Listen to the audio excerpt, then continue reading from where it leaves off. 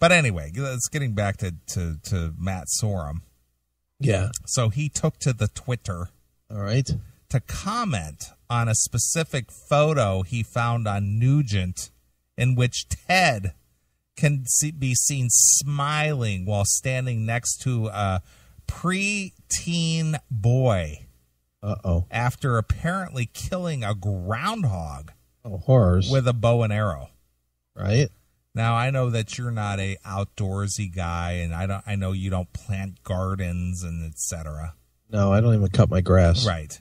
But I was brought up, kind of out in a rural area. Okay. And my family, my parents were really into their gardening. Right. And regardless of your thoughts on animals and whatever, groundhogs are very destructive. Are they? They can eat up a garden in a morning. Wow. They can sit there, and them fat bastards will sit there and eat your plants down to a nub.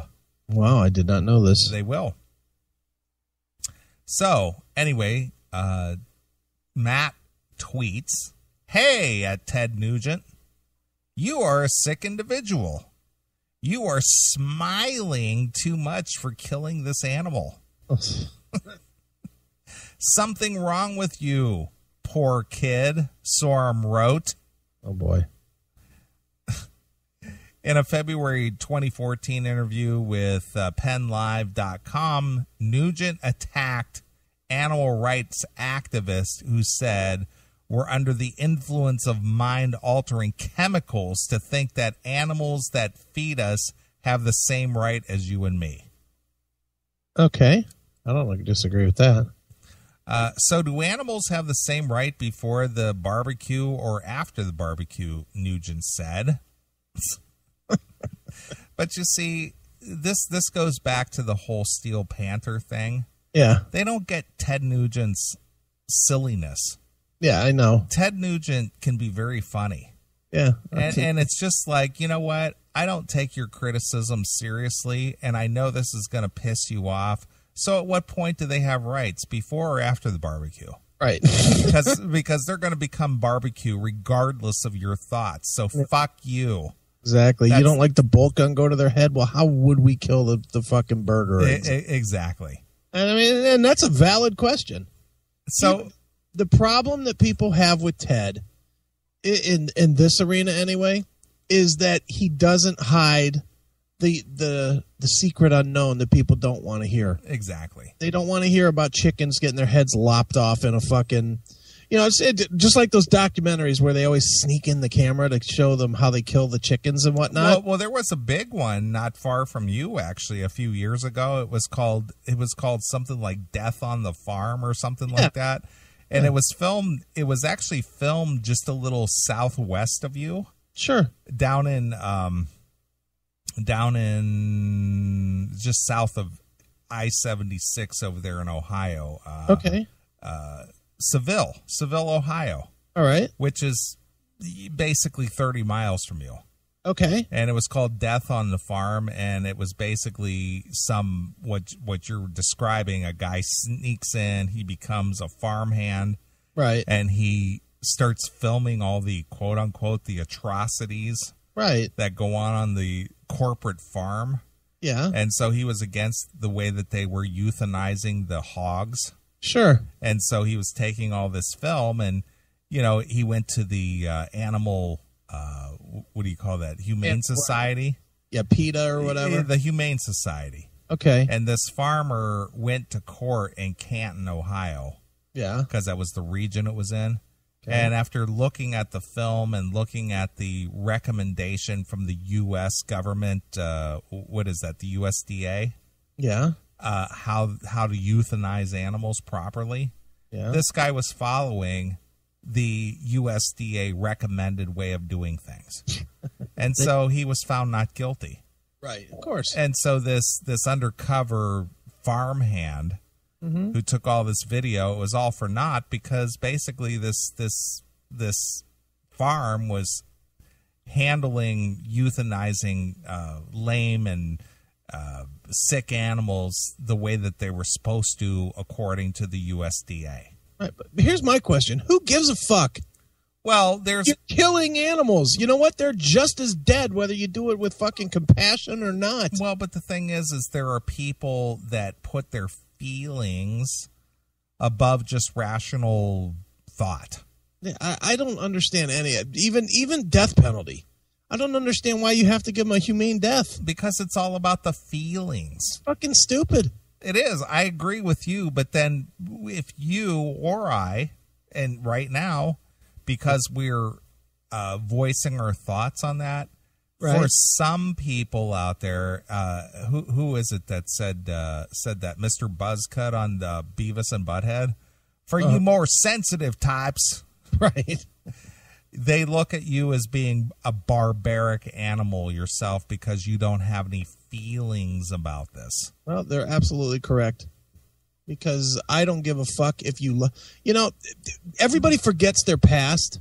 Everybody forgets in like the late 1800s, early 1900s, when people would have a farm and they'd go out and they'd grab a chicken and they'd hold its head down on a fucking table and lop its fucking head. Well, my grandmother did that. Yeah, I actually witnessed her doing that, and we had that chicken for dinner that night.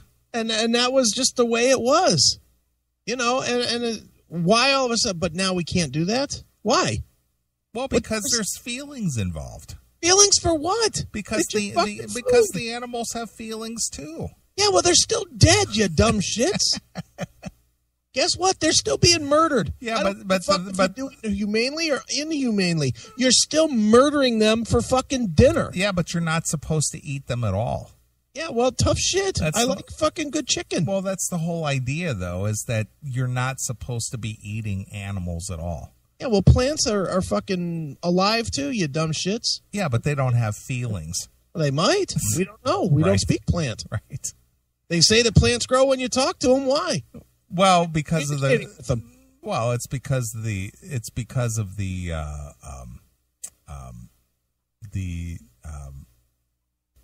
what do they turn into oxygen? Oh, the carbon dioxide. Carbon dioxide. No, I think you're wrong. I think that's an unproven scientific fact, and I think plants have feelings. Right. Well, anyway, feel loved, so they grow. Sure. Well, anyway, regardless of your thoughts on that, whether you're a vegetarian or a meatitarian or, or you belong to PETA, which I do. I'm a PETA. I belong to PETA, people eating tasty animals. I'm all about that. Nice. And, I've always often had the question, if we're not supposed to eat animals, why are they made of meat? Right. So nobody's been able to answer that. But regardless... it's all about the feelings, man. It's about the new age feelings. Yeah. It all ties in with the political correctness of the whole words hurt thing. It does. It does.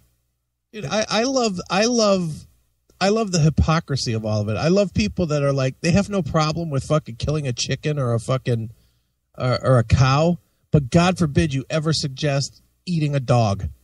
Then that's horrible. That's just this horrific thought. Right. Like, you eat fucking cows. Right. They get a fucking bolt put through their skull. And you're okay with that, but not your dog? Sure. Why not? Sure. Dog tastes pretty good too, so shut up.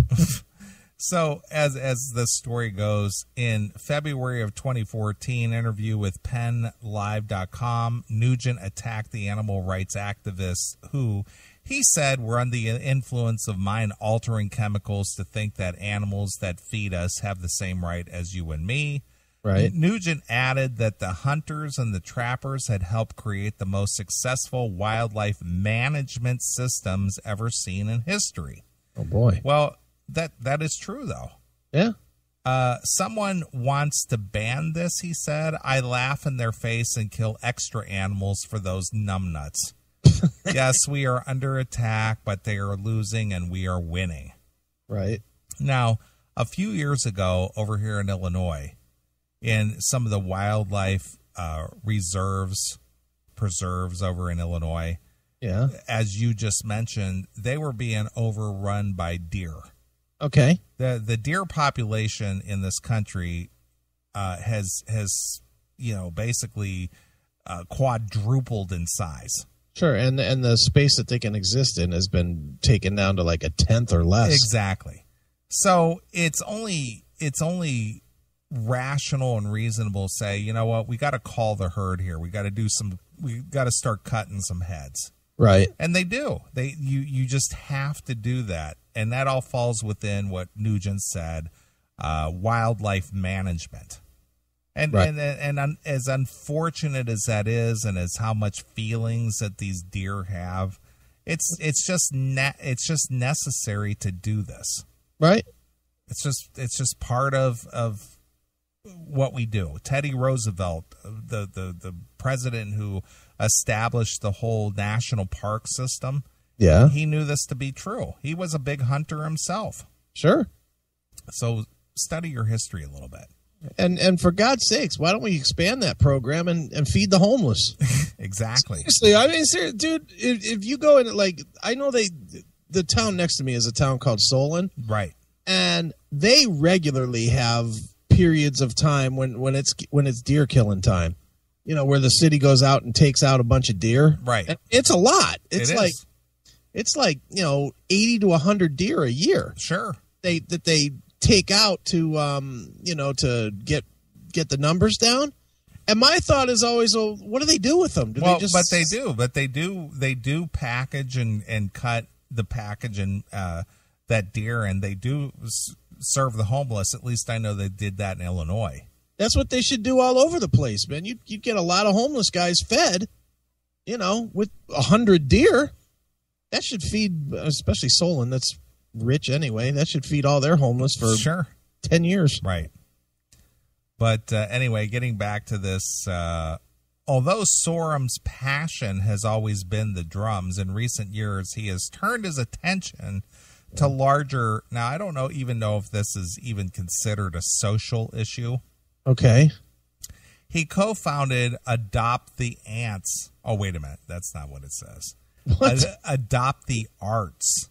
Oh, Adopt the Arts. With the aim of ensuring that all school children have an opportunity to express themselves creatively through music. Well, I'm all for that. I was going to say, if he really started something about adopting ants. Right. Matt and Adopting the Arts formed a partnership with International Fund for Animal Welfare. Right. To bring education and awareness of elephant conservation into elementary schools in the Los Angeles United School District. Oh, Did they got elephants running loose out there in L.A.? Apparently so. Because I can't say that I've ever seen a wild elephant running loose in L.A. Oh, me either. All right. It's because Matt Sorum's on the case. Right.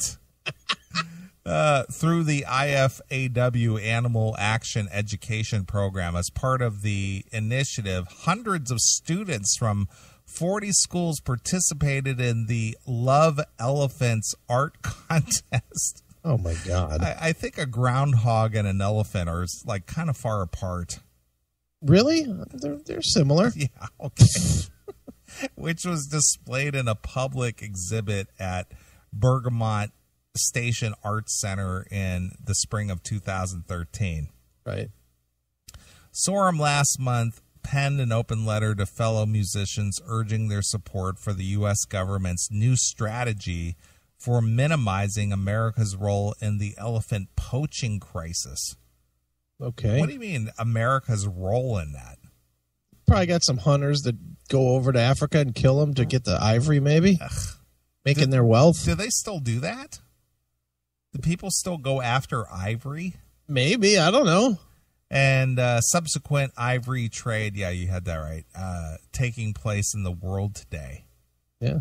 Yes, I don't get that. It's just like, okay, the dude got rid of a varmint. Yeah. And he's comparing this to elephant poaching. It's very similar, dude.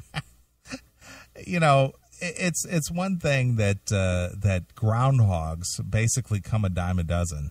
Right. But elephants, obviously that is an endangered species along with tigers and, koalas and things like that. But I don't see Ted Nugent out there blowing away an elephant.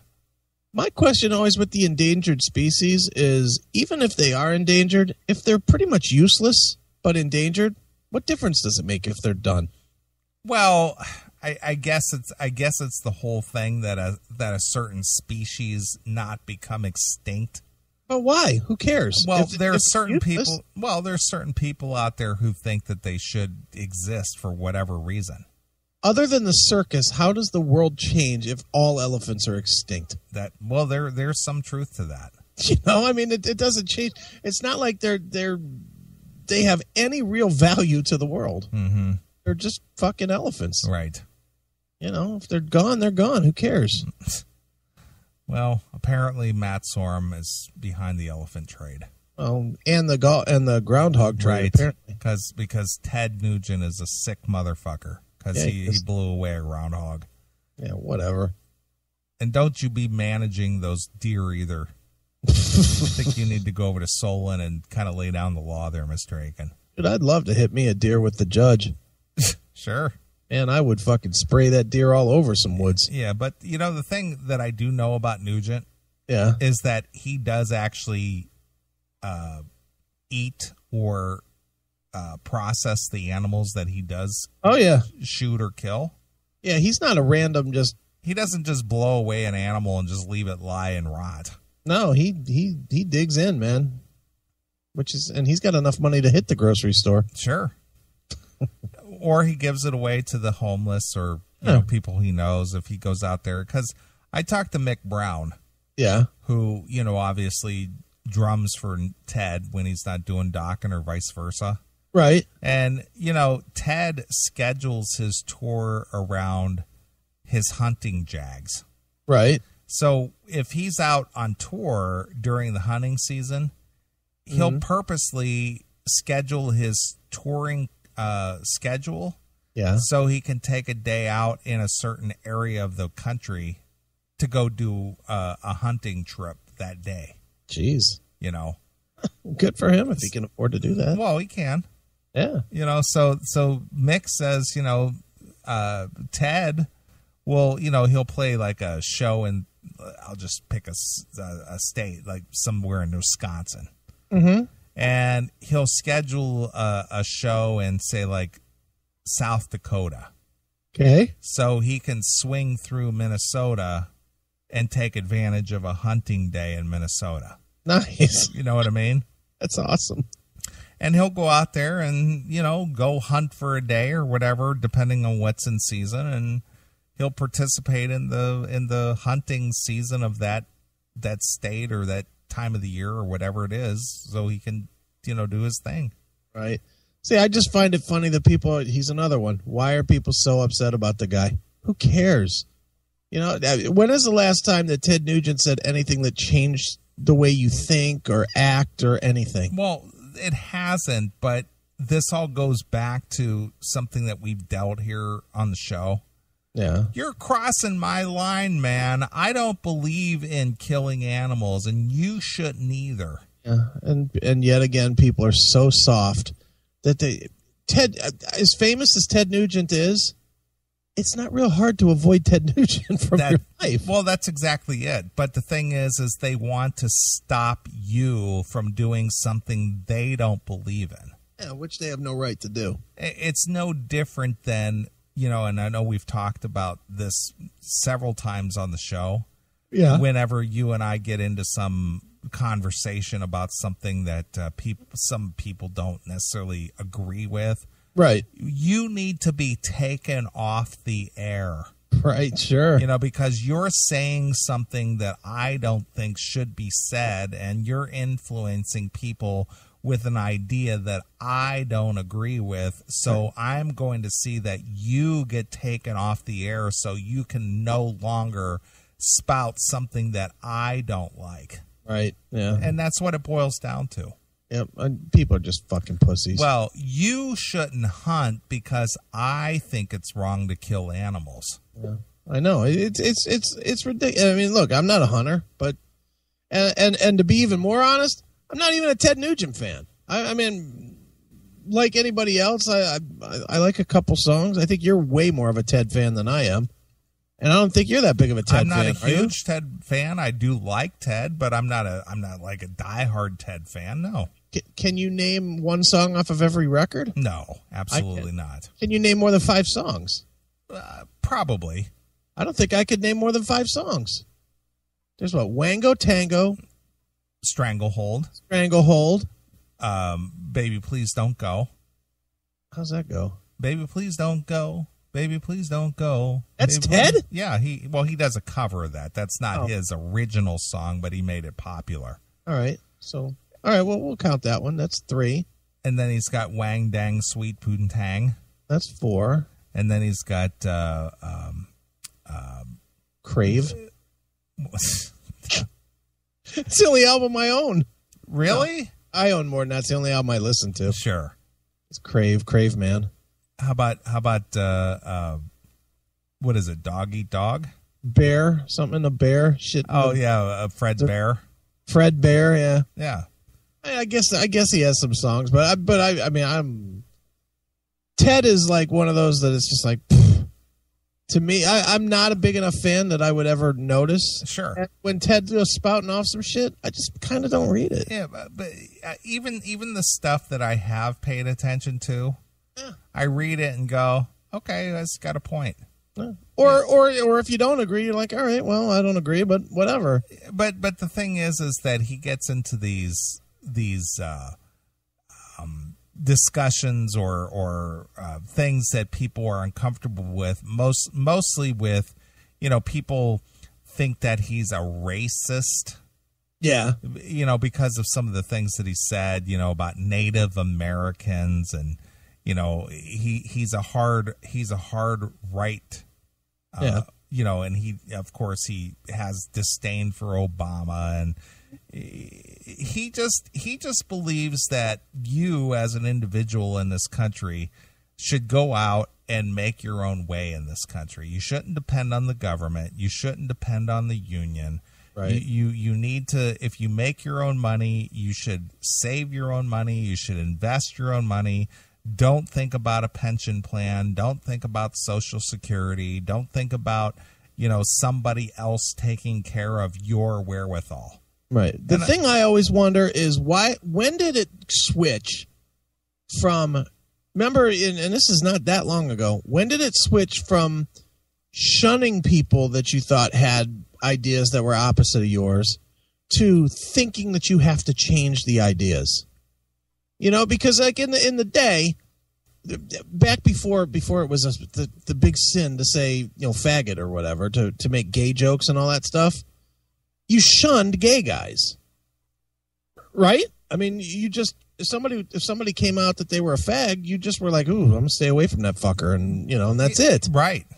And now, if you think that, now it's now you got to change them. You got to change opinion. Well, because you're supposed to be of the mindset that you're supposed to make everything all inclusive. Yeah, but when did that change is my question. Oh, when did it change? I think during the 90s. You think so? It's been that long? I think during the Clinton administration. It's just so pathetic now. Well, I agree with you. But I think it all started during the Clinton administration, because I don't remember that being a big deal in the 80s. No, I mean, we used to say all kinds of shit. Yeah, but in the 90s, I think that's when it started changing over. Just fucking so weak. Well, because I think during the Clinton administration, we got into the whole more compassionate way of thinking about things, and because the whole don't ask, don't tell policy of the Clinton administration for military people, I think that's kind of where it all started, where you're supposed to be accepting of certain things, regardless of your thoughts. Right. So that means, boy, is this a scary thought? That means the current generation that is hitting adulthood right now has no idea how to suck it up and deal with issues. No, they don't. But that is fucking scary. But I think that's the whole plan, though, is because they'll be less resistant to takeover. Yeah, well, there's truth to that. And that's where the whole thing is coming down to, is that you aren't resistant at all. that you're a pacifist in every way, shape, or form. Yep, exactly.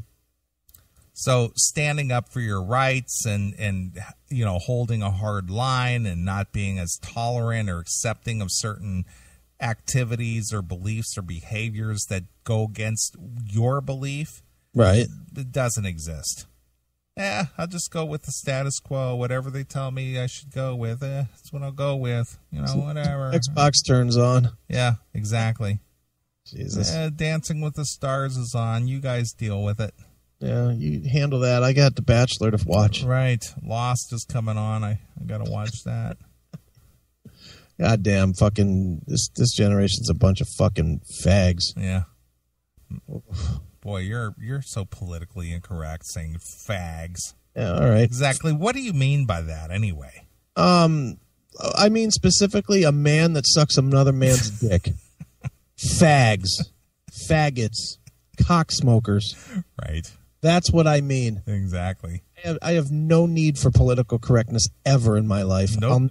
That's one thing I'll never do. When they make it a jailable offense, I honestly believe I'll go to jail. Sure. Because I won't shut up. Right. No way. It's just not going to happen. I got to tell a quick story here. All right, go ahead.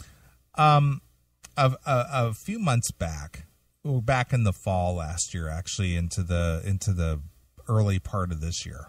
Yeah. I was involved with somebody who wanted me to attend church with them every Sunday. Right. I remember you saying on the air you were going. Which I was not opposed to. Okay. Because that's kind of my background. That was my upbringing. I don't have any problems with that at all. Mm-hmm. I had sat down after one of the church services with I guess you want to call it one of the elders of the church. Okay. Who was in my age range. He was maybe 2, maybe 3 years older than me. All right. So 70. So we were sitting there kind of talking after a service one day. Okay. And he was this avid Star Trek fan. All right.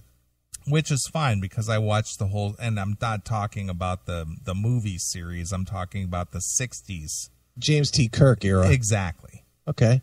And, with a fundamentalist Christian conservative attitude about gays and, homosexuality and so on and so forth, this church that I was attending, mm-hmm. They were in the process of picking a new pastor for this church because the current pastor had decided to resign.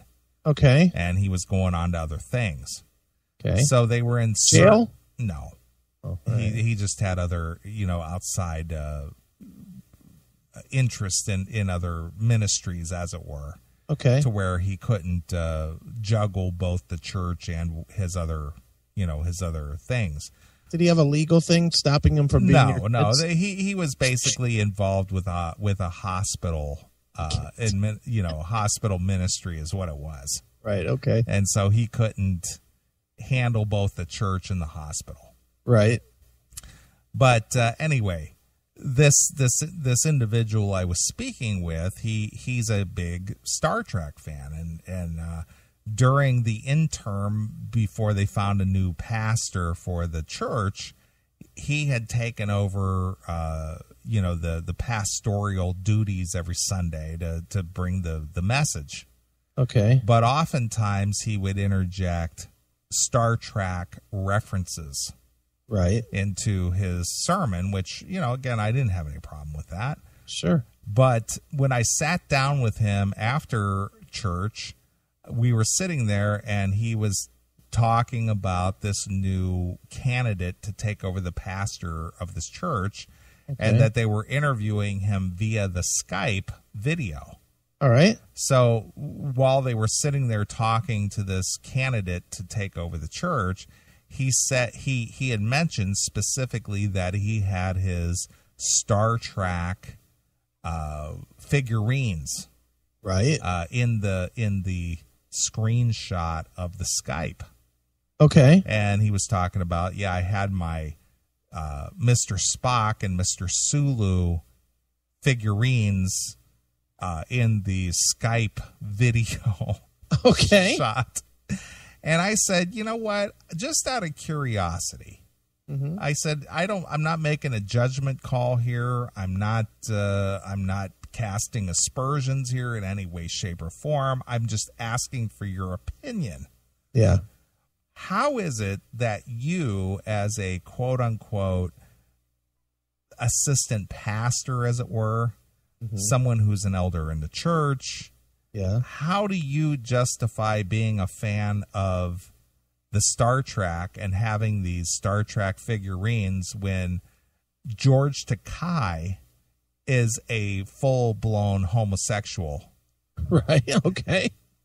I said, how do you justify that as being part of your lexicon?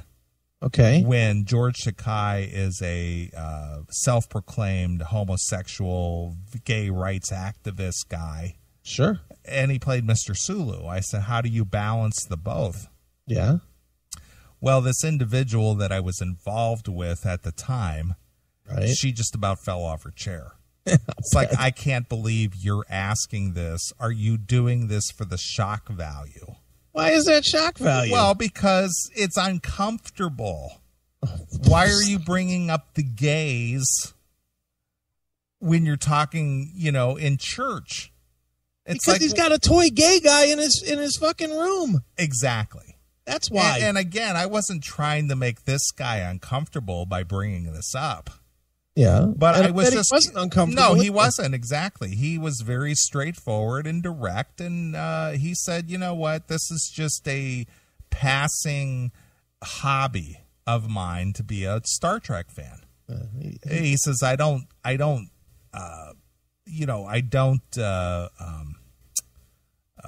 place any sexuality on these characters. They're just characters in a show." Yeah. I said, but in some regard, you have to think that you're supporting this guy and his belief system because he's George Takei and he's Mr. Sulu. No, they're two different people. Mr. Sulu, hetero. Right. George Takei, fag. Yes. That's how that works. Well, again. But of course, once that discussion took place and we left the building for the day, it was just like, why do you do that to people? It's like, what did I do to anybody? It's like, because you put people on the spot, right? And it's like, no, I'm calling them out on their belief system and their faith, because in one breath you're saying homosexuality is wrong and gays and this and that, and the whole story. I don't need to get into it. But on the other hand, I'm a big fan of a TV show or a storyline or whatever you want to call it that features this gay person, right? Acting out a certain role. So how do you, and I'm going to use a stupid term, how do you not blur the lines between the two? Yeah. I don't know. And that was my question. Yeah, but he had an answer, and that's fine. And he did, and he wasn't uncomfortable. You didn't see him get all silent and shift around in the chair and get, this guy's being a real prick. Yeah. I didn't get that vibe at all. He was just very, this is my thoughts on that. And, he gave me his thoughts, and he wasn't like made any kind of, judgmental calls on, we know George Takei is a fag, and he didn't go there. He just like, I'm just a fan of the show. I'm a fan of the storyline. I'm a fan of the era. What these people do in their personal lives does not affect me. Yeah, I'm an elder in the church. Of course I'm good with homosexuality. But, of course, I got the uncomfortableness of the significant other, of course, after, because I was doing this just to be a prick about it. And that's why she's not there anymore. Well, I don't necessarily know if that's specifically the reason, but I'm sure that led up to it. Really? Not specifically, but I think that was a factor. You think that was a part of it? I do. Jeez, oh man. Because I'm always doing something that's shocking. Oh, brother. And I didn't find that to be all that shocking. It's like, you don't even know this guy, and you just brought this right up in front of him.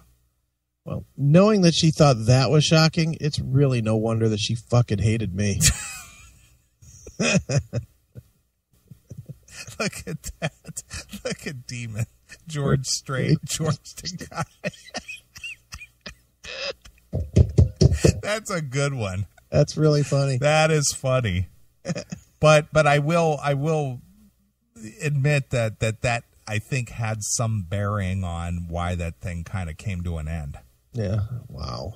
And then other things. Because I pointed something that was blatantly obvious out, and you shouldn't have done that because now you're being a dick. First Neeley breaks up bands, now he breaks up churches. Yeah, well, that's how it goes. Yeah. I'm gonna, if there's a question to be asked, I'm gonna ask it. I'm not afraid of anybody, and it's just like I can sit down and I believe that any kind of dialogue can be had as long as it's reasonable and rational, and you're not just out there, you're a fucking asshole, man. Yeah, pal. I just like, hey, how do you balance the two? Yeah. Tell me as a man of God, as it were, how do you balance the two?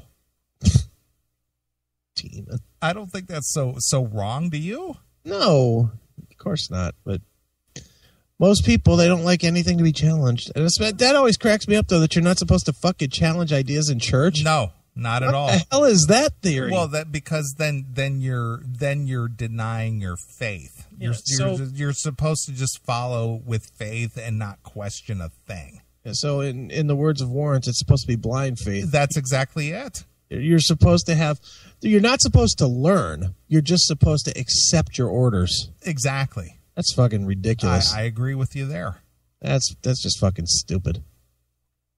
So that unfortunately, I shouldn't say unfortunately, but that is one of the reasons why I believe that things kind of went astray. Just one of them. That's not the main reason, but one of them. I was going to say, I think I know the main reason. It has very little to do with this. Yeah, but this was an issue, though. Wow. It was an issue. So why do you do that to people? Why do you have to make people uncomfortable? Mm-hmm. It's like, because sometimes it's good to get people out of their comfort zone. Yeah. Look at Nathan. If you're not in the Classic Metal Show chat room, you're really missing it. God damn it, that's funny. Exactly. Chatandkill.com. Chatandkill.com. Hop on in there. So there you go. Little insight to the life of Neeley outside of the Classic Metal Show. No kidding. Wow. Sure wish I could be you for some of that fun. Not really. I'm a pretty tolerant guy. Yeah. Very, very, very easygoing, very rational, level-headed about things. But you know what? If something piques my interest, I don't care if I know you or not. I'm going to ask you the question. Hey, why shouldn't you? There's no reason why you shouldn't. See, that's always my question, is why wouldn't you ask if you have a question? What's the problem with that? Well, let me clarify the setting here. Yeah. This church, after their service, they would invite everybody who wanted to hang around a little bit, and you could go into this quote unquote fellowship hall, as it were. Okay. And they would serve coffee and juices and donuts and breakfast type foods, and people would just kind of sit around and socialize. Right. So me and this gal would sit at this table, and this pastor, or assistant pastor, whatever his role was, he came over to the table and sat down and said, "Hey, I noticed you guys sitting over here. Just thought I'd stop in and say hello to you." Yeah. Well, hey, buddy. And it's like, "Hi, how are you?" And hey, it's nice to see you, and so on and so forth. And then I said, "Let me ask you a question." And so I flat out asked him what I just said. And you know, of course, was just like, why are you asking that? Right. Why are you doing that? And then, of course, it's like, you always got to be shocking, don't you? Why is that? Whatever. Well, because normal, I'm going to use that term loosely, normal people don't do that. Yeah, well. If anybody knows normal, it's her. So are you watching porn again, Sulu? So where are the women? That's funny. That's a good one. Yeah, there's a lot of good ones in there. Well, if you're not in the chat room, you're missing out some of these silly things. They're making me laugh. It's making me laugh. Nice. All right. Well, I think we should take a short break. All right. Yeah, I need a drink of something. Yeah, I kind of can tell. I'm like fading. But I do want to come back, and I want to kind of just briefly go through a little bit of this Tracy Guns. Okay. And you know, check it out, see what he's got. But I love the last record. Now, while we were doing this too, I sent you the link for the Blues Pills. Okay. So you want to check out some Blues Pills? All right, we'll do that. That's good shit too. Excellent. All right. Well, Tracy Guns has been doing a lot of things outside of since he's left LA Guns 10 plus years ago. Right. And he's been playing. What is that show out in Las Vegas called Raiding the Rock Vault? The Rock Vault. Right. Yeah. And you know, he's got this new project which kind of caught both Chris and I off guard last year. Right. Called the League of Gentlemen. Right. And it kind of goes back into us kind of a late 60s, early 70s mode. Yeah, it's really good. And it's really good. And it was like in my top 5 albums of 2013. Right. And I really dug it a lot. And he's got a new one out. And we're going to come back and we'll just give you a little snippet of each of the songs. I haven't heard any of them at all. So you're going to hear them the same time as I do. Cool. But I thought maybe I'd play probably one of my favorite songs from the last League of Gentlemen release. Okay. I'm going to play The Witch. That's a good one. All right, so here it is. This is Tracy Guns in the League of Gentlemen with The Witch. We'll come back.